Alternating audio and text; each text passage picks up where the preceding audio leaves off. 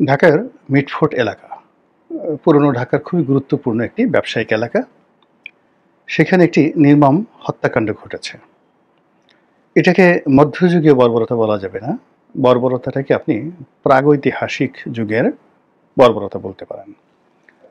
মধ্যযুগে যখন কাউকে হত্যা করা হতো বা খুন করা হতো, সেখানে খুন করার জন্য অনেক অত্যাধুনিক অস্ত্র ছিল। তলোয়ার ছিল, ছুরি ছিল, আরও অনেক কিছু। কিন্তু প্রাগৈতিহাসিক যুগে যখন কোনো অস্ত্র আবিষ্কার করা হয়নি, যখন আগুন জ্বালাতে হতো পাথরে এবং পাথরে ঘষে, এবং যখন পাথর দিয়ে যে অস্ত্র তৈরি করার, ঢাল সুরকি তৈরি করার যে প্রাথমিক স্তর, ওটাও আবিষ্কৃত হয়নি, তখন মানুষ যে উন্মত্ততা দেখাতো, পাশবিকতা দেখাতো, সেটা হলো বড় কোনো লাঠি বা ভারী কোনো পাথর দিয়ে প্রতিপক্ষকে আক্রমণ করত। এইরকম একটা নির্মমতা এবং নিষ্ঠুরতা প্রাগৈতিহাসিক যুগে ছিল। এবং রাহুল শঙ্করায়তন নামে একজন বিখ্যাত লেখক আছেন, তার একটা বই আছে, ভলগা থেকে গঙ্গা।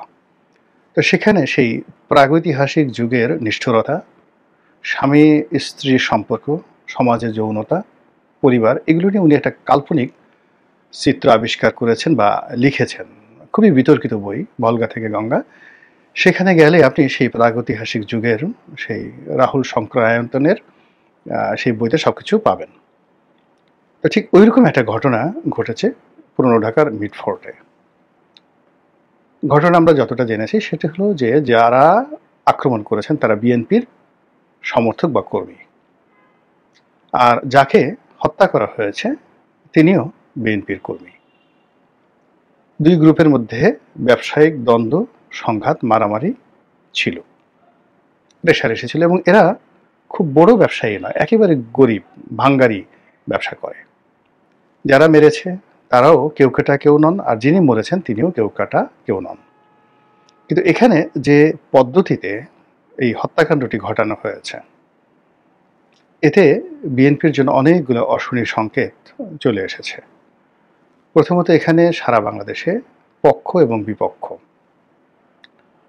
তারা বিএনপি, অন্তর্দ্বন্দ্ব বিএনপি, এবং এ যাবৎকালে প্রায় 150 থেকে 200 লোক খুন হয়েছে কেবলমাত্র বিএনপির এই অন্তর্দ্বন্দ্বের কারণে সারা বাংলাদেশে।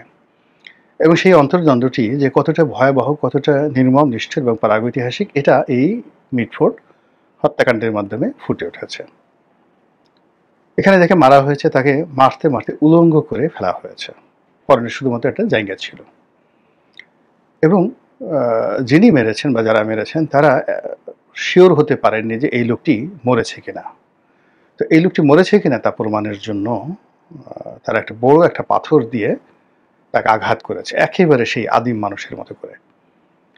তো যিনি জ্ঞান হারানো অবস্থায় রাস্তায় উলঙ্গ হয়ে শুয়েছিলেন পিটুনিতে, তার দেহে প্রাণের সঞ্চার ছিল, তখনও পর্যন্ত তিনি হয়তো জ্ঞান হারিয়েছিলেন, কিন্তু ওই পাথরের আঘাতে তিনি আবার সামান্য নড়াচড়ার চেষ্টা করেন।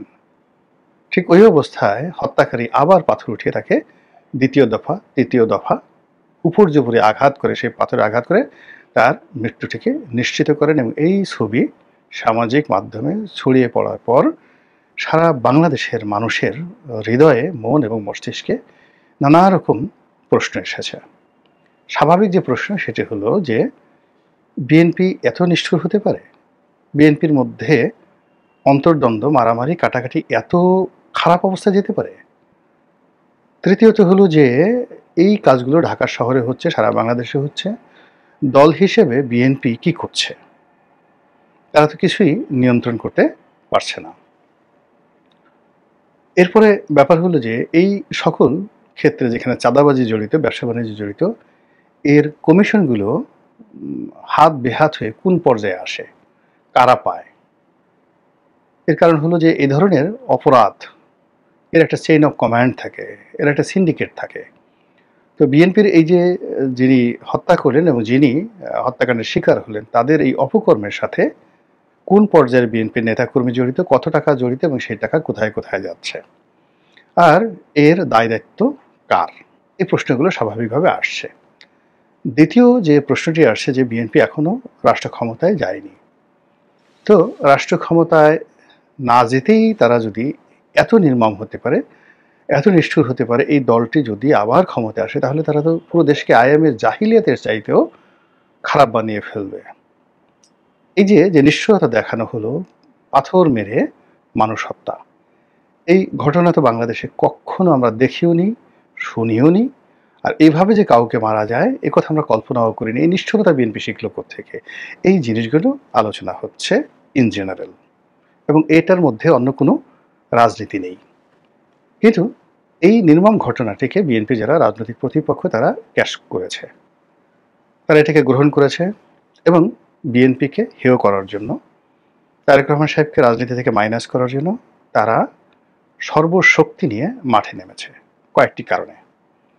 প্রথম কারণ হলো যে কয়েকটি রাজনৈতিক দলের সঙ্গে ইতিমধ্যে বিএনপির একেবারে অহিনকুল দাকুমরা সম্পর্ক হয়ে গেছে, এবং সেই রাজনৈতিক দলগুলোর হাতে বিএনপির কয়েকজন নেতা ইতিমধ্যে হত্যাকাণ্ডের শিকার হয়েছেন, বিশেষ করে খুলনাতে, এবং সেখানে রক কাটার মতো ঘটনা ঘটেছে এবং সেটিকে বিএনপি ক্যাশ করতে পারেনি এখন পর্যন্ত। তো এখন দেখা গেল যে বিএনপি যদি এটাকে ক্যাশ করে আবার সেই রক কাটার কথা আসে, আবার সেই হত্যাকাণ্ডের কথা আসে, তাহলে বিএনপি যারা প্রতিপক্ষ তারা ব্যাকফুটেজে চলে যাবে।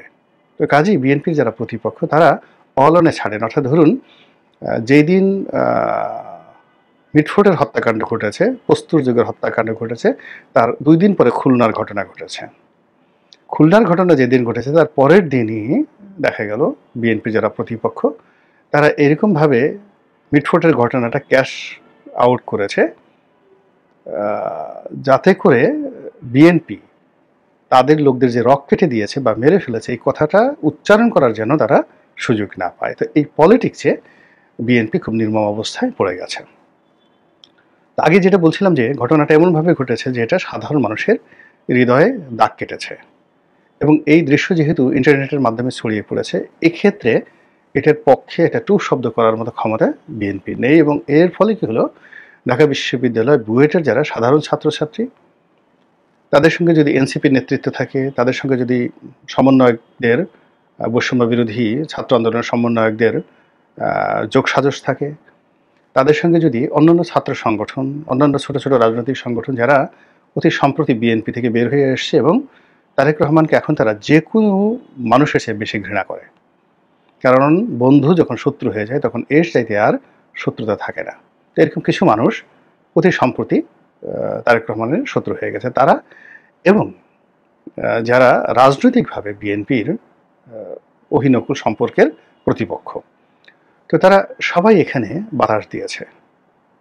এখন সবাই বাতাস দিয়েছে, এটি কি ফ্যানের বাতাস, হাত পাখার বাতাস, নাকি এটি দাড়িপাল্লার বাতাস, এটা আমরা এখন বলতে পারবো না। কিন্তু বাস্তবতা হলো যে আমি আজকের এই ভিডিওটি করছি শনিবার, কিন্তু শুক্রবার দিন সন্ধ্যার পর পুরো ঢাকা শহর সারা বাংলাদেশ উত্তাল ছিল, এবং সেখানে বুয়েটের মতো ঢাকা বিশ্ববিদ্যালয়ের মতো জায়গাতে মানুষের ক্ষোভ এমন একটা পর্যায়ে চলে গেছে বিএনপিকে নিয়ে এবং তারেক রহমান সাহেবকে নিয়ে, যে অশ্লীল, যে অশ্রাব্য স্লোগান সাধারণ ছাত্রছাত্রীরা দিয়েছে, এইরকম অশ্লীল এবং অশ্রাব্য ভাষা রাজনীতিতে আমাদের জীবনে কখনো হয়নি।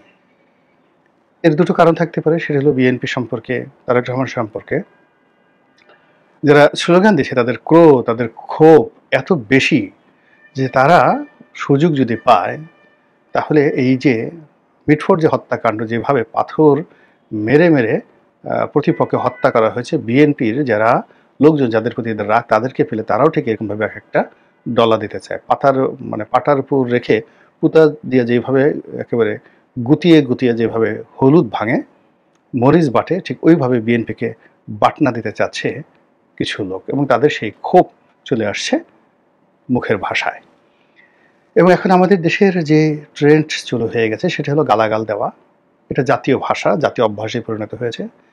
আপনি যদি কাউকে ডাইরেক্ট গুলি করেন, একেবারে কাছাকাছি খাঁচাখাচ করে ব্রাশ ফায়ার করেন, ওটা এখন আমাদের দেশে যারা রাজনীতির কুশীলব তাদের কাছে যতটা না নির্মম মনে হবে তার চেয়ে বেশি নির্মম এবং আনন্দের মনে হবে যদি তারা প্রাণ ভরে অকথ্য, অশ্লীল এবং অশ্রাব্য ভাষায় কাউকে গালি দিতে পারে।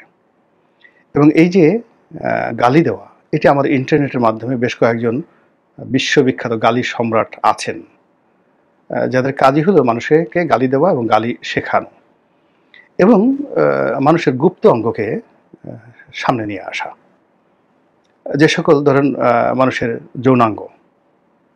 যৌনাঙ্গ, সেই যৌনাঙ্গকে তারা এমনভাবে পপুলারাইজ করার চেষ্টা করছে, এটিকে তাদের যারা ভক্ত এবং অনুসারী, তারা যৌনাঙ্গকে নিজেদের ঠোঁটের সামনে, কপালের সামনে, চোখের সামনে রেখে তারা নৃত্য করতে প্রস্তুত। তাদের চেহারা বা তাদের সারা মুখমণ্ডলে তারা যৌনাঙ্গের ছবি এঁকে নিজেদেরকে সেই গালি সম্রাট হিসেবে তারা পরিচিত করতে যে মিশন নিয়েছে, সেটা তারা সফল হয়ে গেছে। কিংবা ধরুন মানুষের মলদ্বার, সেই দুর্গন্ধযুক্ত সে মানুষের যে বর্জ্য, সেই বর্জ্য সম্বলিত মলদ্বারকে পোর্ট্রেট বানিয়ে গলার মালা করে কোমরের বিছা করে আমাদের কিছু মানুষ তাদের রুচিটা এমন পর্যায়ে নিয়ে আসছে, তারা ওভাবেই নিজেদেরকে পরিচয় করতে চায়। এর ফলে কি হলো, বাংলার আনাচে